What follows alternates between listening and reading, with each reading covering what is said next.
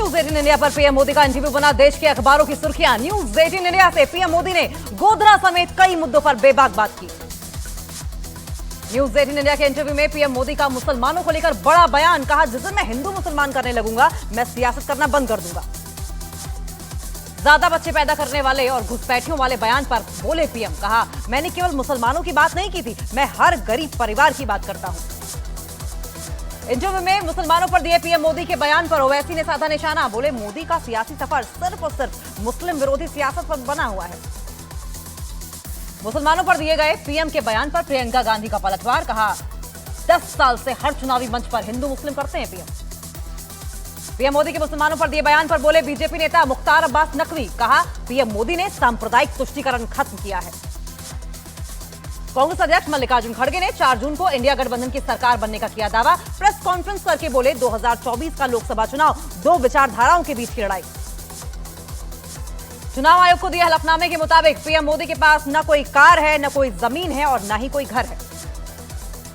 भारत में आम चुनाव को प्रभावित करने के लिए जॉर्ज सोरोस की एक और कोशिश। रिपोर्ट द मोदी मिराज में लिखा है कि विपक्ष विश्व स्तर पर भारत की पहचान एक झूठ है। मुंबई में बीजेपी प्रत्याशी और केंद्रीय मंत्री पीयूष गोयल ने किया रोड शो। उत्तर मुंबई सीट पर रिकॉर्ड मार्जिन से जीत का किया दावा। गृहमंत्री अमित शाह का ममता बनर्जी पर हमला। बोले, मां माटी मानुष का नारा बदलकर अब मुल्ला मदरसा और माफिया हो गया है। पश्चिम बंगाल की पुरुलिया में टीएमसी नेता अभिषेक बनर्जी ने बीजेपी उम्मीदवार पर लगाए पैसे बांटने के आरोप। बीजेपी उम्मीदवार ने किया पलटवार। आरएलडी सांसद मलूक नागर का सीए को लेकर बड़ा बयान। बोले, वोट के लिए सीए को लेकर लोगों के बीच में झूठा प्रचार कर रहे हैं विपक्ष के नेता। असम के मुख्यमंत्री हेमंत बिस्वा शर्मा का बड़ा बयान। बोले, 400 सीट पार होने पर मथुरा और काशी में बनाएंगे भव्य मंदिर। मुगलों के कारनामों का करना है सफाया। आतंकवाद पर पीएम मोदी का बड़ा दावा। कहा, 30 कार्यकाल आतंकवाद और नक्सलवाद कर देंगे खत्म। राम मंदिर को लेकर कांग्रेस पर पीएम का बड़ा हमला। कहा, रामलला को फिर से तंबू में भेजने की रची जा रही है साजिश। अमेठी में प्रियंका गांधी का विवादास्पद बयान। धर्म की बातों को बताया फिजूल। कहा, ध्यान भटकाने के लिए इस तरह की फिजूल बातें करते हैं पीएम। अमेठी से बीजेपी उम्मीदवार स्मृति ईरानी का राहुल गांधी और अखिलेश यादव पर बड़ा हमला। कहा, सपा और कांग्रेस के शहजादों ने जनता की कभी कोई सुनवाई नहीं की। लोकसभा चुनाव में बीजेपी के मिशन 400 पार पर गृहमंत्री अमित शाह का बयान। कहा, अभी तक की 380 में से 270 सीट लेकर पीएम मोदी बहुमत पार कर चुके हैं। आगे 400 पार होना अभी बाकी है। पीएम मोदी के इंटरव्यू पर एआईएमआईएम नेता वारिस पठान ने साधा निशाना। कहा, पीएम मोदी ने रैलियों में खुलेआम मुसलमानों को घुसपैठिया कहा, लेकिन अब जमीन सरकते देख बदले हैं सुर। जनसत्ता दल के अध्यक्ष राजा भैया का लोकसभा चुनाव के बीच बड़ा ऐलान। कहा, लोकसभा चुनाव में किसी भी दल का नहीं समर्थन करेगी पार्टी। भोजपुरी अभिनेता पवन सिंह की मां प्रतिमा देवी ने भी काराकाट सीट से भरा नामांकन। आखिरी दिन गुपचुप तरीके से पवन सिंह की मां का नामांकन दाखिल होने से सियासी हलचल और तेज हो गई। कांग्रेस नेता प्रियंका गांधी देर रात अचानक रायबरेली के एक अस्पताल में भर्ती पार्टी समर्थक से मिलने पहुंची। सोशल मीडिया पर वायरल हो रहा है प्रियंका गांधी का ये वीडियो। पटना में चुनाव प्रचार के दौरान वीआईपी पार्टी अध्यक्ष मुकेश सहनी के साथ तेजस्वी यादव गोलगप्पे खाने पहुंचे। सोशल मीडिया पर जमकर वायरल हो रहा है ये वीडियो। जौनपुर के पूर्व सांसद धनंजय सिंह ने लोकसभा चुनाव में बीजेपी को समर्थन देने का ऐलान किया है। कुछ दिनों पहले बहुजन समाज पार्टी ने उनकी पत्नी श्रीकला रेड्डी का जौनपुर लोकसभा सीट से टिकट काट दिया था। स्वाति मालीवाल के साथ हुई बदसलूकी मामले में बीजेपी महिला मोर्चा का प्रदर्शन। आम आदमी पार्टी के ऑफिस के बाहर महिलाओं ने जताया विरोध। स्वाति मालीवाल मामले में संजय सिंह का बड़ा बयान। बोले, स्वाति मालीवाल से बदसलूकी मामले में विभव कुमार के खिलाफ होगी कार्रवाई।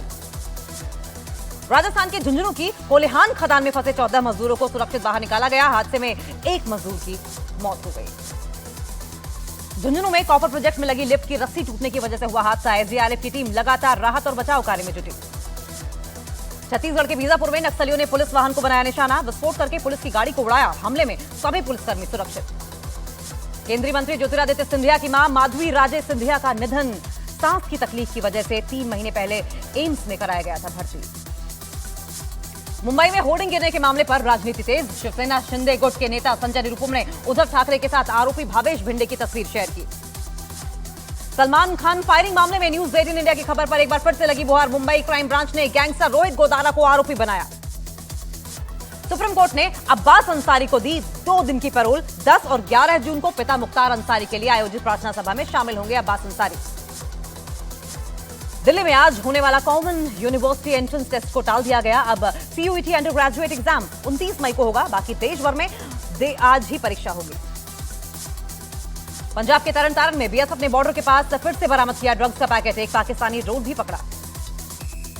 जम्मू कश्मीर के सांबा में अतिक्रमण हटाओ अभियान के खिलाफ टूटा लोगों का गुस्सा। पत्थरबाजी में कई पुलिसकर्मी घायल हुए।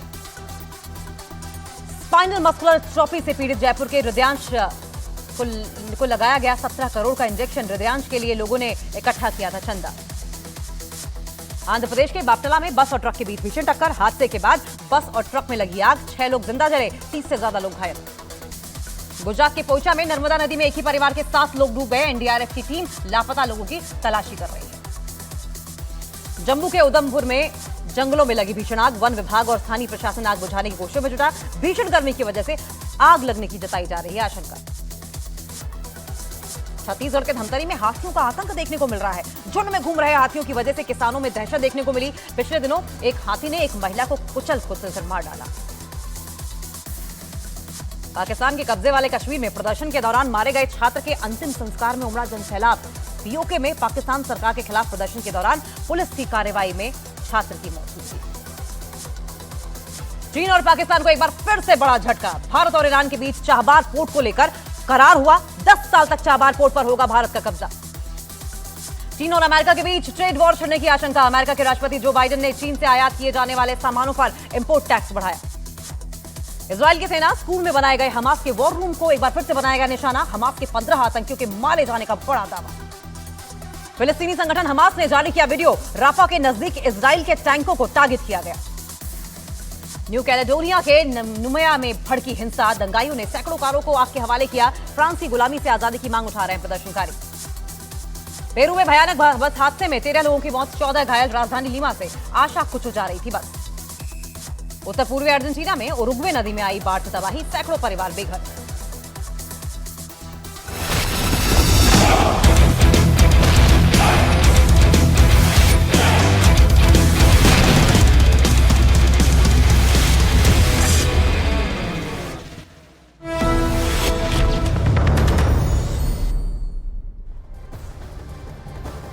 तो न्यूज 18 इंडिया को प्रधानमंत्री नरेंद्र मोदी ने 3 इंटरव्यू दिए और इन तीनों इंटरव्यू में प्रधानमंत्री नरेंद्र मोदी ने हर उस सवाल का जवाब दिया जो विपक्ष उनसे पूछता रहा है। पहली बार ऐसा हुआ जबकि प्रधानमंत्री नरेंद्र मोदी ने गोधरा और साल 2002 का भी जिक्र किया है। प्रधानमंत्री नरेंद्र मोदी ने यह भी बताया कि चुनाव में बीजेपी की किस तरीके से आंधी चल रही है और पीएम मोदी ने यह भी बताया, इस बात का भी जिक्र किया कि एनडीए कैसे पहुंचेगा।